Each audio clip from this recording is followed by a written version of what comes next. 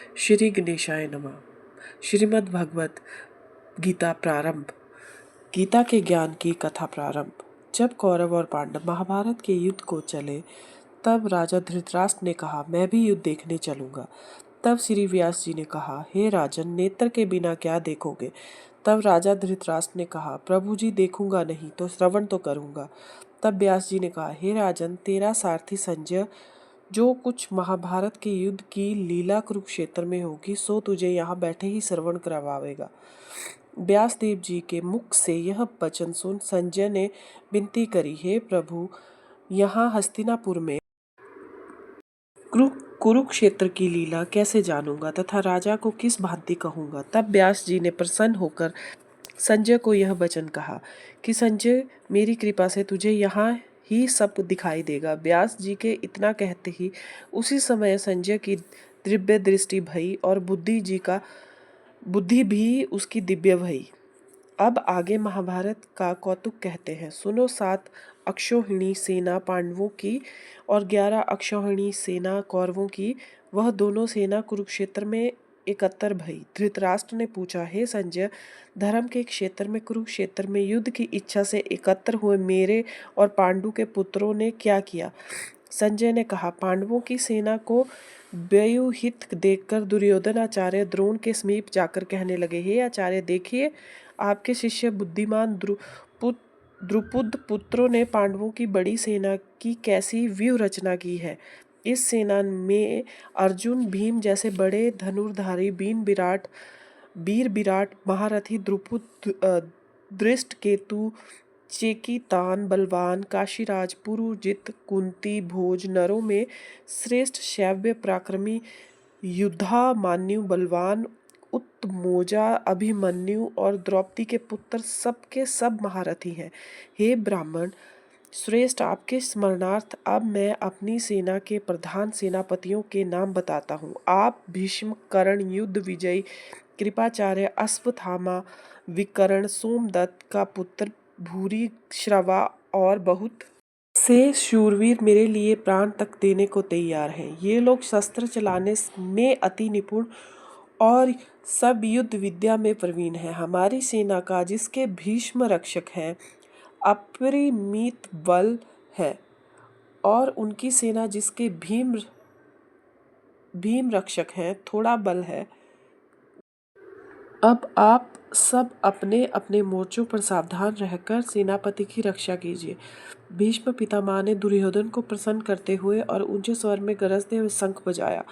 फिर वहां चारों ओर शंख, नगाड़े, ढोल, गोमुख आदि अनेक बाजे बजने लगे, जिनका बड़ा भयंकर शब्द हुआ, जिसके अंतर सफेद घोड़ों के रथ पर स्थित माधव श्री कृष्ण और पांडव अर्जुन ने भी दिव्य शंखों को बजाया। श्री कृष्ण के पांचजन्य और अर्जुन के देवदत्त नामक शंख को और भीषण कर्म करने वाले भीम के पौंड्र नामक बड़े भारी शंख को बजाया। कुंती पुत्र राजा युधिष्ठिर ने अनंत विजय, नकुल ने सुघोष और सहदेव ने मणिपुष्पक और धनुर्धर काशीराज ने शिखंडी, धृष्ट धूमन, विराट, अपराजित सात्यकी, राजा द्रुपद और द्रौपदी के 5 पुत्रों ने महाबाहु अभिमन्यु, इन सब वीरों ने अपने अपने शंखों को बजाया।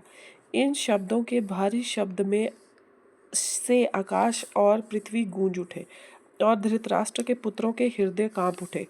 हे राजन, अर्जुन ने कौरवों को युद्ध के लिए प्रस्तुत देखकर धनुष उठाकर श्री कृष्ण से कहा, हे अच्युत, मेरा रथ दोनों सेनाओं के बीच खड़ा कीजिए, जिससे मैं युद्ध करने वालों को देख लूं कि इस रणभूमि में मुझे किन किन के साथ युद्ध करना चाहिए। दुर्बुद्धि दुर्योधन की प्रीति करने वाले जो युद्ध के लिए यहाँ एकत्रित हुए हैं उनको देखूंगा। संजय ने कहा, हे राजन, अर्जुन की बात सुनकर श्री कृष्ण ने भीम, द्रोण आदि वीरों के सामने उत्तम रथ को खड़ा करके कहा कि हे वीर, युद्ध के लिए उद्यत इन कौरवों को देख लो। अर्जुन ने चाचा, बाबा, गुरु, मामा, भाई, पुत्र, पौत्र, मित्र, ससुर, और 100 जनों को शस्त्रों से सुसज्जित खड़े देख और उनका इन दोनों सेनाओं में अपने ही सब बंधुओं को खड़ा देखकर परम द्रवित होकर अत्यंत खेद के साथ यह वचन कहे, हे कृष्ण,